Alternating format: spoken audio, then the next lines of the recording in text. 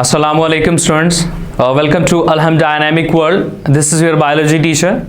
Students, chapter number 10 gases exchange हमने शुरू किया हुआ है और आज हम इसके नेक्स्ट नए टॉपिक पे बात करेंगे. That is all about the respiratory disorder के रेस्पिरेशन से रिलेटेड एक पर्सन को किस तरह की प्रॉब्लम्स को फेस करना पड़ता है. ये टॉपिक मैं शुरू करवाऊँ, एक कॉन्सेप्ट मैं चाहता हूँ बेटा कि आप अपने माइंड में बिठा लें.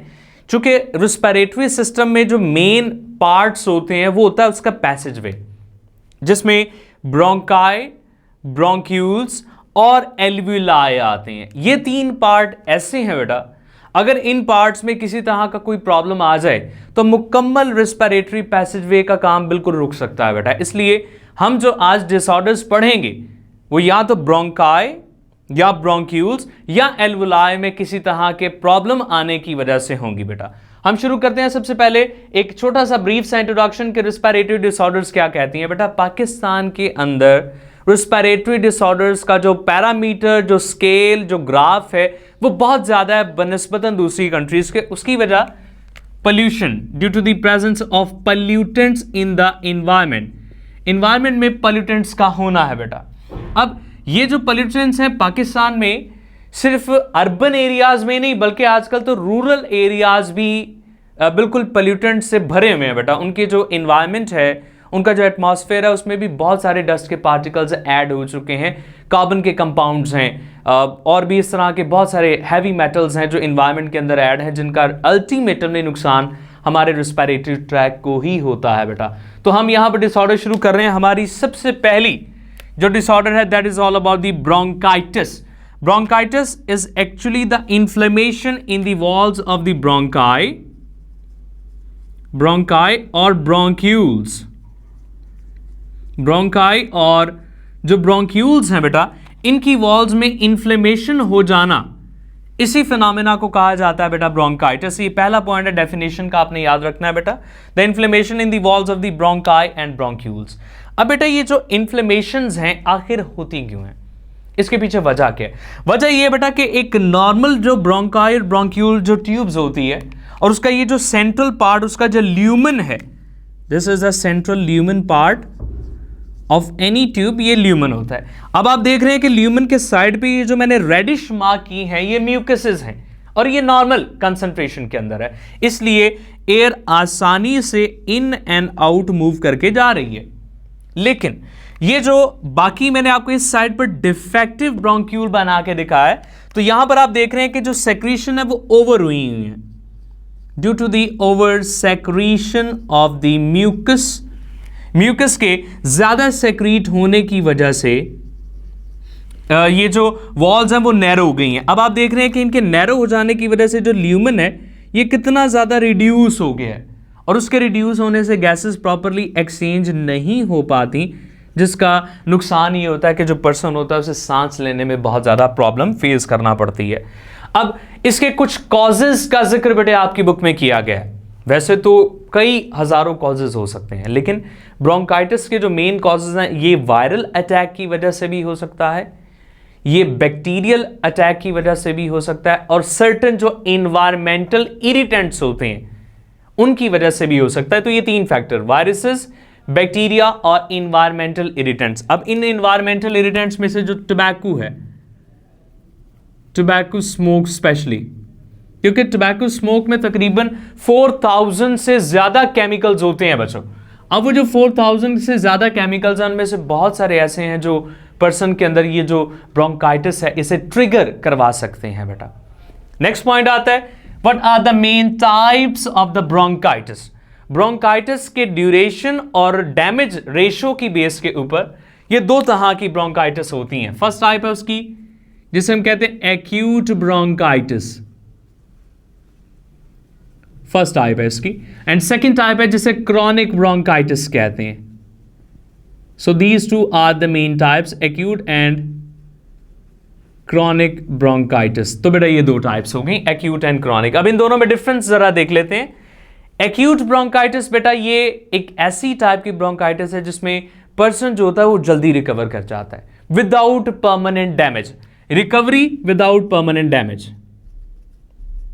Recovery without permanent damage. जो पेशेंट होता है वो जल्दी ही रिकवर कर जाता है, अप्रॉक्सीमेटली बेटा उसे 2 वीक्स लग जाते हैं रिकवर होने में, वो तकरीबन 2 वीक्स के अंदर अंदर ठीक हो जाता है। इसलिए ये जो रेशो ऑफ डैमेज है ये इतना ज़्यादा हाई नहीं है बनिस्बतन जो दूसरी टाइप है। ओके, सेकेंड टाइप पे बात करते हैं बेटा, क्रॉनिक ब्रोंकाइटिस। ये ज़रा ज़्यादा डेंजरस है। डेंजरस क्यों है बेटा? क्योंकि इसमें पर्सन की बॉडी में क्रॉनिक इन्फ्लेमेशन, सीवियर इन्फ्लेमेशन हो जाती हैं। क्रॉनिक इन्फ्लेमेशन, जो ब्रोंकाई और ब्रोंक्यूल्स हैं उनकी वॉल्स के अंदर क्रॉनिक इन्फ्लेमेशन हो जाती है। और ये जो डिजीज है ये पर्सन को तकरीबन बेटा 3 वीक से मंथ्स तक भी चली जाती है, 3 मंथ्स तक भी रह सकती है, और ये 2 ईयर्स तक भी प्रोलॉन्गेट हो सकती है। ये इसका जो ड्यूरेशन है ये बाकी जो पहले वाली से बहुत ज़्यादा है। ये ऊपर वाली 2 वीक से मंथ्स, हाफली 2-3 मंथ्स तक रहती है, लेकिन ये जो क्रॉनिक ब्रोंकाइटिस है ये ज़्यादा डेंजरस है। अच्छा बेटा, इसके सिम्टम्स क्या हैं? यूजुअली तौर पर एक पर्सन जिसे क्रॉनिक ब्रोंकाइटिस है या एक्यूट ब्रोंकाइटिस है उसमें कफ, माइल्ड विजलिंग, एक ऐसी खांसी जिसमें वो साउंड प्रोड्यूस होती है जैसे कहते हैं सीटियाँ बजती हैं, चिल है, फीवर है, शॉर्टनेस ऑफ ब्रीथ है at the time of hard work. जब वो कोई फिजिकल एक्टिविटी परफॉर्म कर रहा हो, कोई हाथ से काम कर रहा हो, तो उसे सांस का बहुत ज़्यादा प्रॉब्लम फेस करना पड़ता है। और ये जो ब्रोंकाइटिस है ये ज़्यादातर उन पेशेंट्स को होती है जिनकी एज अबव 45 ईयर्स होती है बेटा। 45 साल से ज़्यादा उम्र के जो लोग होते हैं बेटा, उन्हें क्रॉनिक और एक्यूट ब्रोंकाइटिस के जो होने के चांसेस हैं बेटा वो ज़्यादा होते हैं। तो ये थे हमारे ब्रोंकाइटिस के पॉइंट, डेफिनेशन, कॉजेस, टाइप्स और सिम्टम्स और उसकी एज। नेक्स्ट सेकेंड डिसऑर्डर पे मूव करते हैं बेटा, that is the emphysema. Emphysema is actually the destruction in the walls of alveoli. Alveoli की walls की destruction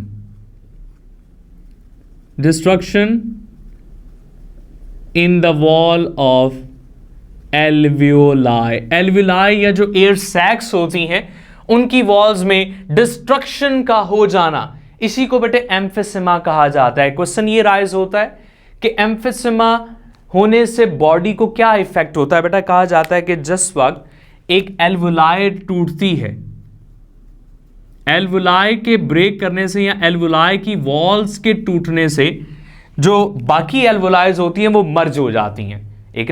एक बाउंड्री या एक दीवार जब गिरती है तो रूम ऑटोमेटिकली बड़ा हो जाता है। बिल्कुल ऐसे ही जब एल्वुलाई की वॉल ब्रेक करती हैं तो इसका जो एरिया है वो तो इंक्रीज हो, इसका जो इंटरनल रेशो है एरिया की वो बढ़ जाती है, लेकिन चूंकि सरफेस एरिया कम हो जाता है। मैं बताया कि जो टोटल रकबा है या जो टोटल प्लेस है वो बढ़ जाती है, वॉल्यूम इसका इंक्रीज हो जाता है, लेकिन जो उसका सरफेस एरिया है वो रिड्यूस हो जाता है। सरफेस एरिया रिड्यूस हो जाता है। सरफेस एरिया के रिड्यूस होने से जो गैसेस की एक्सचेंजमेंट का मैकेनिज्म है वो भी डिस्टर्ब होता है। आप यहां पर देखें, मैंने आपको 2 एल्वुलाई के क्लस्टर्स बना के दिखाए हैं। ये वाला डैमेज होने से पहले है, ये वाला डैमेज होने के बाद है। अब होता यूं है बेटा कि जब ये सेंटर वाला एल्वुलाई टूटता है तो बाकी सारे एल्वुलाई इस वाले एल्वुलाई का हिस्सा बन जाते हैं और इसका जो साइज है वो बड़ा हो जाता है, साइज इंक्रीज हो जाता है। लेकिन साइज के इंक्रीज होने से नुकसान ये है कि सरफेस एरिया रिड्यूस हो जाता है, जिससे गैसेस ने एक्सचेंज होना है, जिसने गैसेस ने डिफ्यूज होना है। और अगर सरफेस एरिया रिड्यूस हो जाए तो बेटा गैसेस प्रॉब्लम क्रिएट करती हैं। अब ये होता है कि जगह नहीं है गैसेस की ब्लड में जाने के लिए, तो जो एयर है वो यहीं पर ट्रैप हो जाती है। एक दफा जब लंग एक्सपैंड करते हैं या कॉन्ट्रैक्ट करते हैं तो वो अपनी ओरिजिनल शेप पर वापस नहीं आते, not came in the original position. वो अपनी ओरिजिनल पोजीशन या ओरिजिनल शेप में वापस नहीं आते, जिसकी वजह से एयर ट्रैप रहती है और एक पर्सन की बॉडी में एयर की कमी होना शुरू हो जाती है। एयर की कमी का मतलब है ऑक्सीजन की शॉर्टेज हो जाती है, और जितना ऑक्सीजन कम रहता है ब्लड के अंदर उतने ज़्यादा ऑर्गन्स इफेक्ट होते रहते हैं। इसके सिम्टम्स क्या हैं जी? शॉर्टनेस ऑफ ब्रीथ है, फटीग है, रिकरिंग ऑफ रिस्पिरेटरी इन्फेक्शन है, इस पर्सन को बार बार रिस्पिरेटरी इन्फेक्शंस होते हैं, उनके अटैक्स होते हैं। और वेट लॉस होने की वजह यह है कि मेटाबॉलिज्म कम हो जाती है बॉडी में, और ब्लड में ऑक्सीजन के कम होने का मतलब है कि ऑक्सीजन के बाकी मेटाबॉलिक प्रोसेसेस में इन्वॉल्वमेंट कम। और अगर इन्वॉल्वमेंट कम है तो एनर्जी की प्रोडक्शन कम हो जाती है बेटा। इससे जो वेट लॉस है एक पर्सन का वो कम हो जाता है। कहा जाता है कि एक पर्सन को जब इस बात की आइडेंटिफिकेशन होती है कि उसे एम्फिसेमा की प्रॉब्लम हो चुकी है, उसके 50 to 70% जो टिश्यूज होते हैं बेटा वो डिस्ट्रॉय कर चुके होते हैं बेटा। और लास्ट है ब्लड ऑक्सीजन लेवल इस पर्सन का लोअर हो जाता है, इतना लोअर कि अगर इसे ऑक्यूपाई ना किया जाए तो पर्सन को डेथ के थ्रेट्स भी हो जाते हैं, उसकी डेथ होने के चांसेस भी बढ़ जाते हैं बेटा। तो हमारी रेस्पिरेटरी डिसऑर्डर जो हमने इस चैप्टर के अंदर पढ़नी थी उसमें से फर्स्ट 2 ब्रोंकाइटिस और एम्फिसेमा बेटे हमने डिस्कस कर ली। बाकी हमारी रह गई है बेटा asthma, pneumonia and lungs cancer, वो हम इंशाल्लाह अपने नेक्स्ट लेक्चर्स के अंदर पढ़ेंगे बेटा। होपफुली आप लोगों को ये समझ आ चुकी होगी। हम नेक्स्ट लेक्चर पे बेटा दोबारा आपसे डिस्कशन करेंगे। तब तक आप अपना ख्याल रखिएगा बेटा। अल्लाह हाफिज़।